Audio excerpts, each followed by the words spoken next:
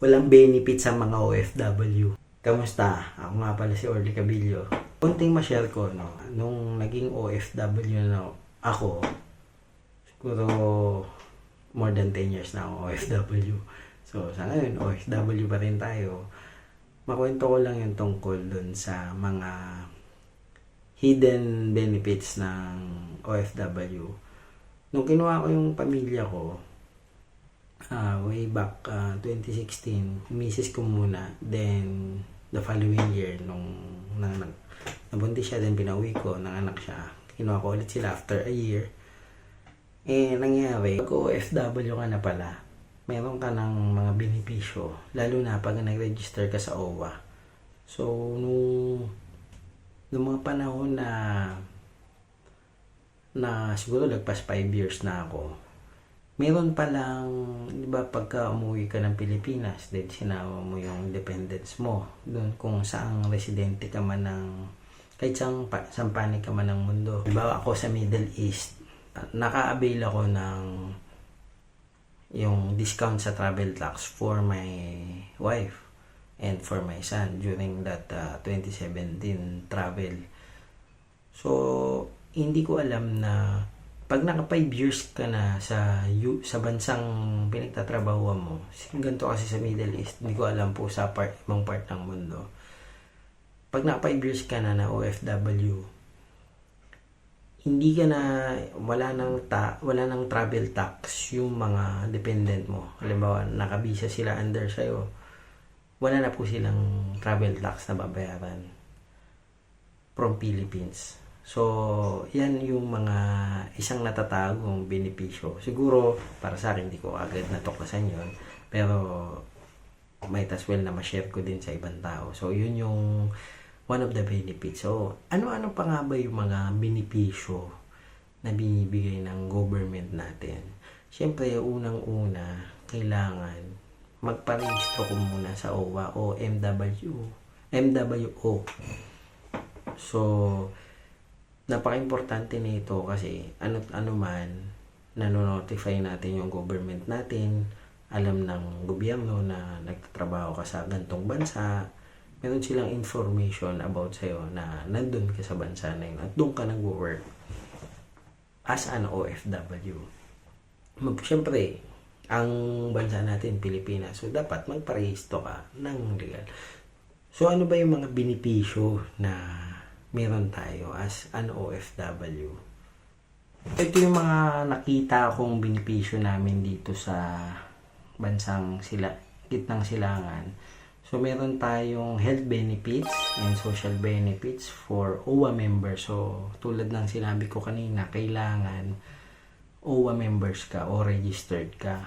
Nandito yung mga support sa disability and dismemberment benefit, death and burial benefits, supplemental medical assistance for OFW, MedPlus welfare assistance program, calamity assistance, bereavement assistance, medical assistance, relief assistance. So, meron ding OWA scholarship, training programs. Meron tayong education for development scholarship program. Meron ding skills for employment scholarship program, OFW dependent scholarship program. May mga criteria po yan. Check na lang po natin kung papasok tayo dun sa mga criteria na yun.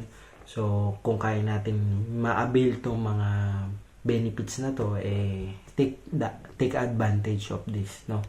So, Educational Livelihood Assistance Program, OWA Seafarers Upgrading Program, Marines Dugtong Aral Bridging Program,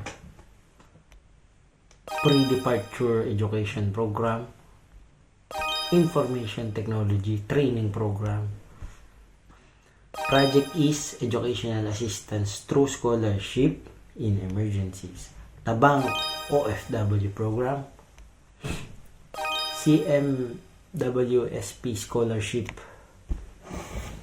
meron din pong Calamity Assistance, Bereavement Assistance, I mentioned na po yan kanina. So, ayan po yung mga benepisyo natin as an OFW. So, check nyo lang po yung criteria kung papasok kayo, and hindi ko rin po sure kung per bansa ba ito or depende kung saan lupalop ka ng mundo, no? So, hindi ko alam kung same ba lahat ng benefits sa OFW o magkakaiba ba to depende sa bansang nilalagakan mo. So, ayan po, may mga benepisyo po tayo. Let's take advantage of it.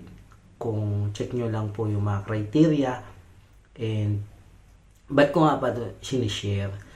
Sinishare ko to as an awareness para sa mga fellow OFW ko na trabaho lang tayo ng trabaho. Akala natin ang benefits natin is from the company only. Pero may mga benefits din po from our government. So, dun sa mga pwedeng makapag-avail, avail nyo lang po ito and take the advantage na ma-avail po ito kung pasok po tayo sa criteria. Dahil libre naman po or kasama sa benefits natin ito. Kasi kalaban natin dito yung hindi tayo aware. Kailangan makipag-usap din tayo sa mga kapwa natin OFW na may mas maalam sa atin. So, part ng learning natin, part din ng progress natin na ma-avail mo yung mga benepisyo. Hindi yung tipong pinalalagpas mo lang or hindi mo alam. So, sayang naman. Ma-waste lang. So, lalo na yung mga training programs na pwede magpa-unlad sa atin. So, yun yung mga benefits na ano natin.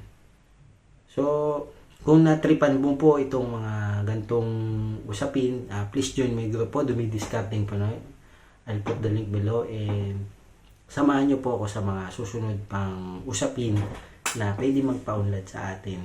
So, kung trip mo po, kung gusto mong kuha na ng insurance ang mga kamag-anak mo sa Pilipinas o ikaw mismo,